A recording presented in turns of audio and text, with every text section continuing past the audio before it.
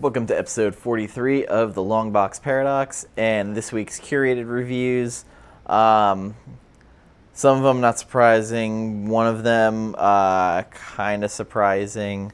We're going to start out with one that I'm sure you guys have gotten tired of hearing me bitch about, and surprise this week, I'm only going to low-key bitch. Batman number 80 came out by Tom King with art by John Romita Jr. I'm going to start out by saying the art, it's Romita Jr. You get what you're getting when you walk into it.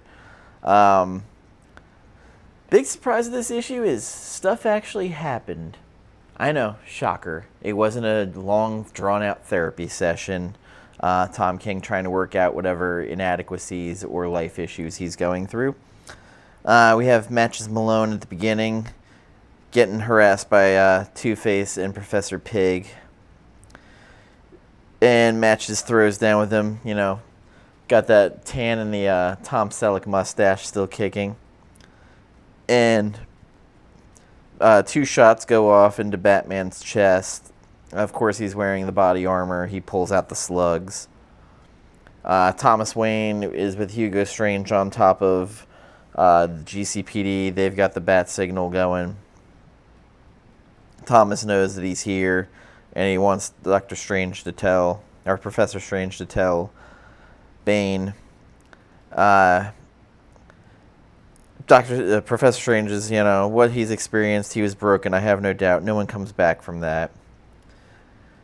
Jumps again, and we have Mad Hatter sees a stray cat. He says there's a law against strays. He thinks, pulls a giant gun out of his hat, tries to shoot the cat, and of course a bullwhip goes around his neck and pulls him, and Catwoman's there. We have Kite Man flying through the city, and just like the schmo that he is, his kite gets destroyed, and he's hanging upside down by a rope on his foot. And he's going, "Oh, you're back," and Batman says, "Hell yeah," because it's a thing he'd say. The dialogue's still pretty horrible.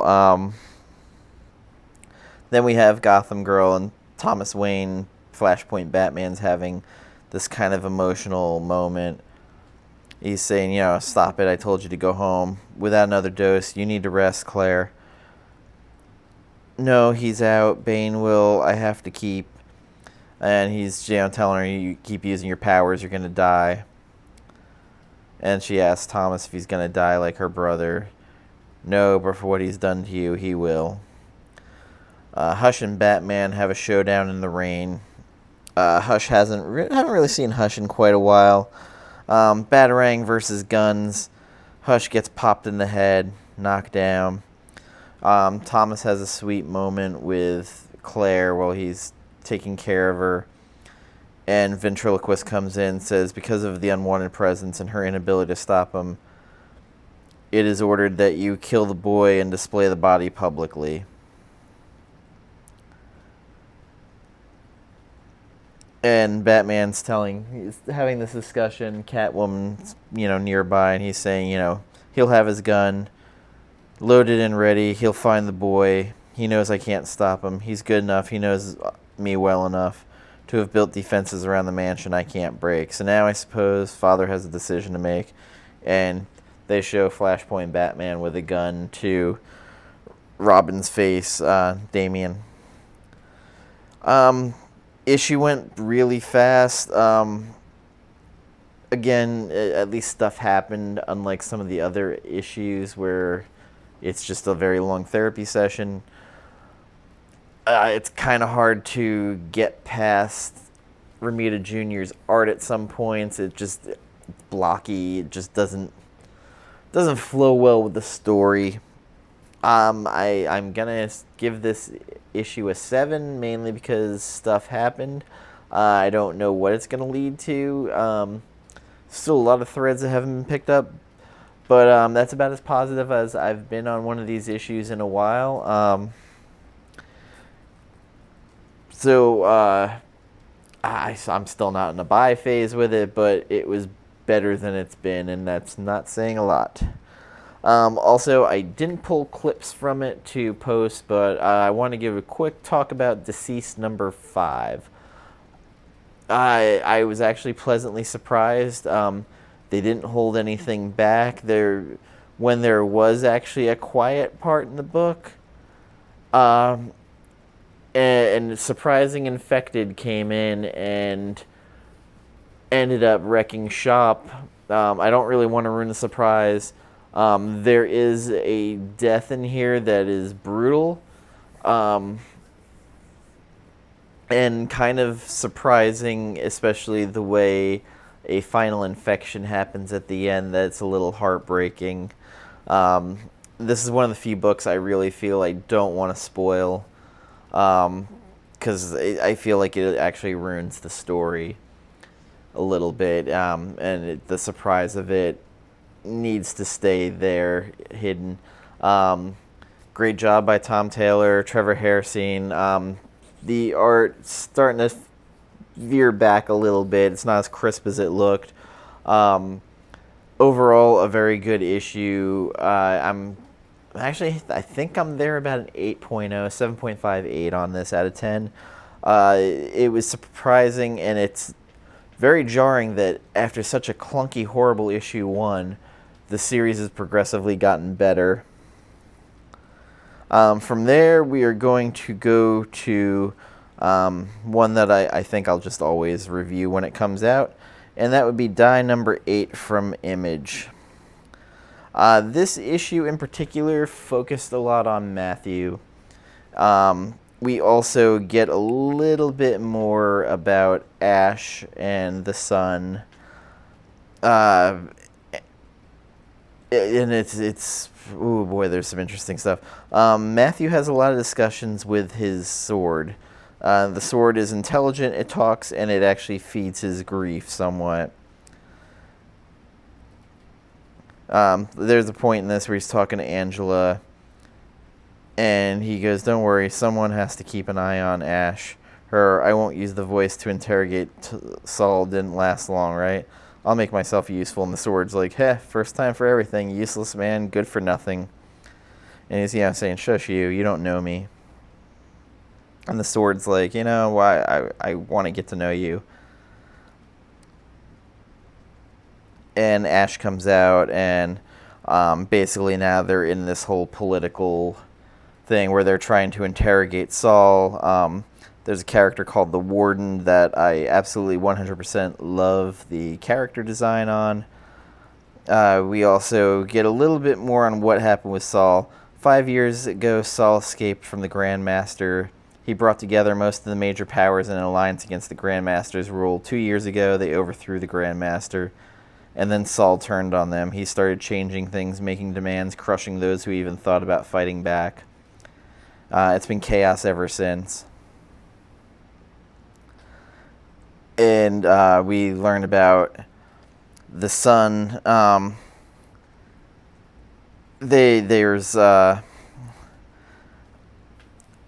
basically, she's saying, talk to Augustus, the son. I've told him as much as I could. I was with your dad when he was king of the ruling party. I was a few months shy of 18. You happened. Then she made a deal, he goes, what did you tell him about Isabel? That she made a deal so the mourner would take him and bring him to term. And we marched off to try and get home. He already knew. Basically, he's like, he knows his dad's a shit generally. No need to make it specific. This is all new to me. I'm trying to not just lie, even though it would be easier. They also have kind of flashbacks to her having a discussion with Augustus. Basically how he should go into exile because, basically he's the child of a vampire and a paragon god. Kind of some interesting parts, and Matthew gets an invitation to go to the Eightfold Temple, and there 3 knights come out, and they are wearing surgeon masks, weirdly, and the grief there's another staff shows up, or an axe, and it says, "You should have picked me, not the grief blade. Anger would have made everything easier. Anger and sadness are so close together, one can conceal the other. They dance, but one can always take the lead." The sword starts telling him, don't take it, don't succumb. And the sword's kind of starting to prompt his grief more, and there's flames dancing around him, and basically he wrecks everybody.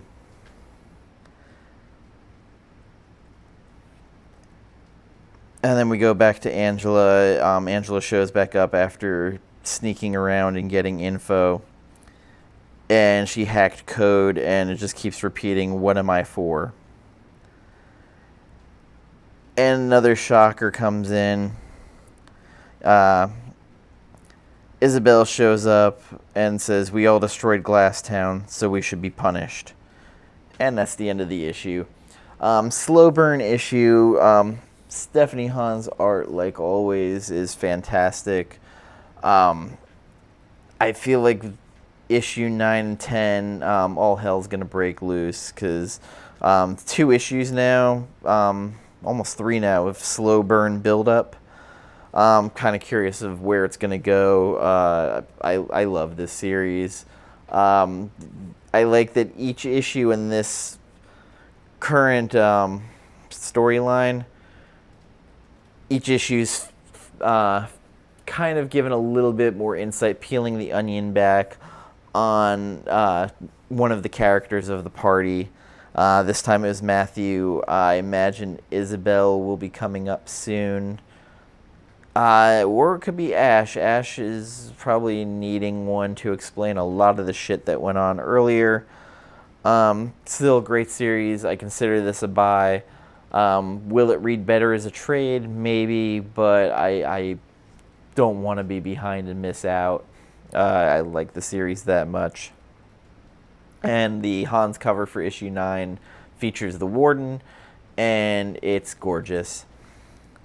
So with that, I'm going to move on to Marvel Comics and another edition of Ghost Rider. I think this is volume 7 or 8 now. Written by Ed Brisson, art by Aaron Kuder. Starts with some demons, and they're trying to break into Earth. And Johnny Blaze and the bunch of other demons are trying to rein them all in before they escape.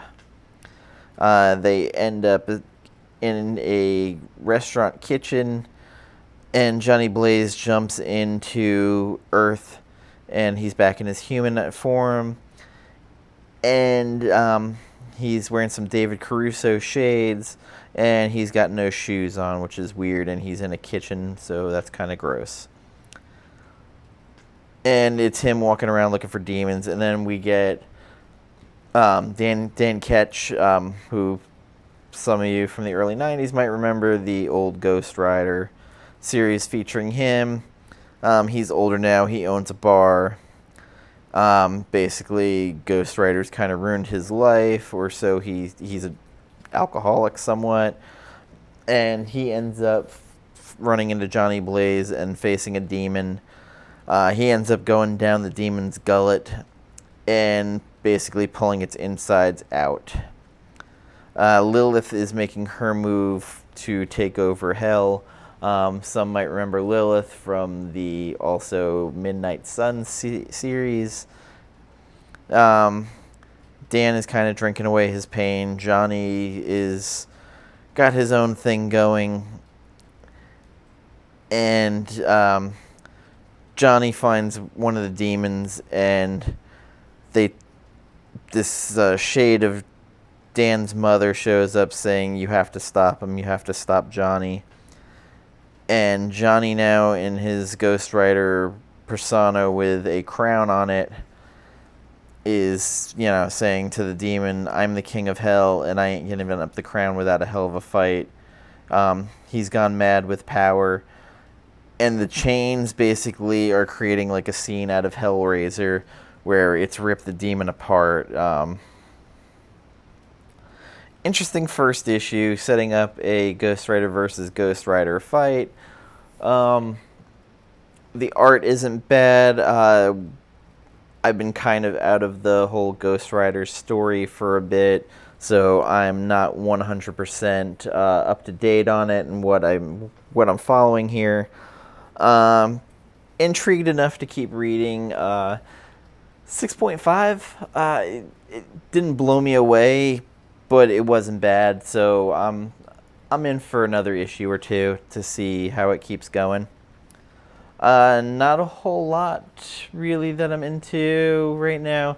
I did see Venom 19, the Jiyoung Lee variant with Mary Jane with the Venom around on it. Awesome looking cover is in final order cutoff this week, so take a look at it. You might want to order it because it's a damn great cover. There's also a Virgin for it. So with that being said, I'd like to thank you for joining me. Like, comment, share, subscribe. Let me know what you're reading, what I should be reading. Of course, there's a lot more that I'm reading that I'm just not getting to in the reviews because I'm so far behind, and I want to keep on a schedule or as close to a schedule as I can to get these out. I will post reviews now and again on my Instagram, just little pictures with a little blurb about what I thought of the issues with a number grade. And you can find me at dirty_epic. It's also in the end card. So thank you very much, and take care, and hope you had a happy Wednesday and hunting. Bye-bye.